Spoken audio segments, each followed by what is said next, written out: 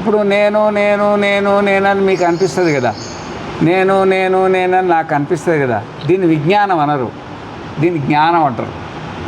దీన్ని ఏమంటారు? జ్ఞానం. నేను విజ్ఞప్తిరు విజ్ఞానం అంటే నేనని మీకు అనిపించడము. అందరికీ పశువులకు, పక్షులకు, క్రిములకు, కీటకాలకు, దేవతలకు అందరికీ నేనని అనిపిస్తుంది, సహజంగా అనిపిస్తుంది అనమాట. ఈ నేనని అనిపించడం ఉంది కదా, అది మనకు బుద్ధితోటి అంటే అంతఃకరణంతో సంబంధం అయినప్పుడు నేను అని అనిపిస్తుంది.